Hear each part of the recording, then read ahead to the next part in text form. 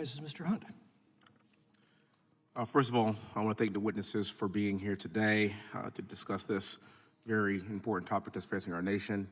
To you, Ms. Nobles, I am so sorry for your loss. We failed you. I'm so sorry that you lost your daughter, and I can assure you that you sitting here today means that she lives through you, and we will do everything in our power to make sure that her voice will be heard for the future to stop this foolishness from happening again. Thank you for being here, ma'am. I really appreciate it. Thank you. You might be wondering what this photo is behind me. This is a photo of a room in a plush New York City tent made specifically for migrants.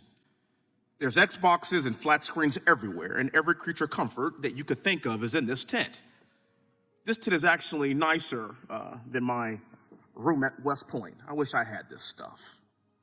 My colleagues on the left often talk about the long, arduous journey to get to this country, and I ask you this. Why would illegal immigrants not make the journey to this country if this was going to be the end result? In this facility, they get free room and board, flat screens, 3 meals a day, free internet, and phones. This is the carrot that is bringing millions of illegal aliens to this country at a time when this country can least afford it. For the Democrats, migrants jump to the top of the list while Americans are consistently left behind. Mayor Eric Adams never thought the border crisis would make it to New York City, and now even he has to admit that the Biden open border policies have created a, quote, real-life humanitarian crisis. I say again, a real-life humanitarian crisis. Welcome to the party, sir. Let me show you a real-life humanitarian crisis in its America's cities due to Democrat policies, and America's cities have been crumbling long before President Biden opened the border. And now that every town that we know of, including New York City, is a border town, it's about to get worse. This is Philadelphia. These are not illegal immigrants. These are American cities currently living in abject poverty.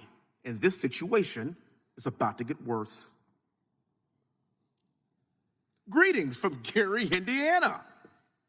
Or is that Eastern Ukraine?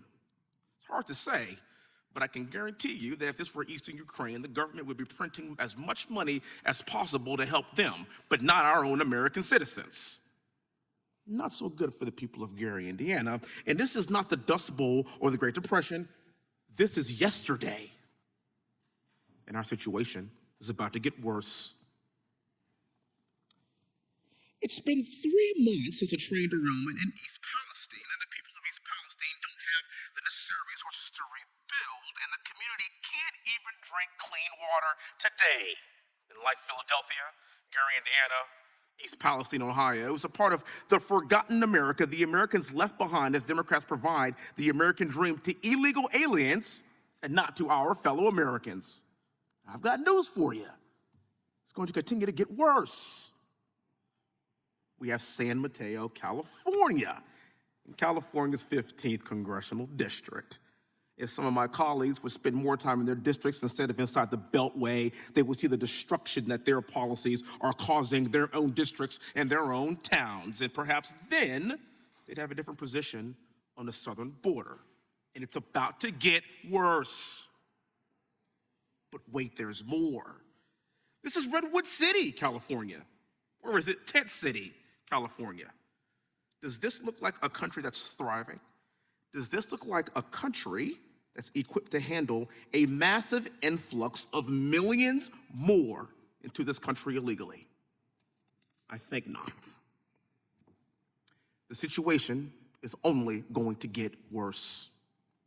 This is the death of the American dream, and it starts with the carrot, as I discussed in the very beginning, and ends in abject poverty and despair for Americans. It ends in us losing control of our sovereign border.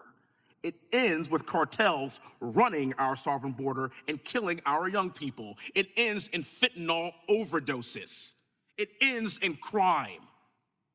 I'm a military guy by trade. I've never seen a derelict of duty like this in my entire life. This is insanity. And while we owe the American people an apology, we also owe them to do our damn jobs. Thank you so much for being here. And with that, I yield back. Thank you, ma'am. God bless you.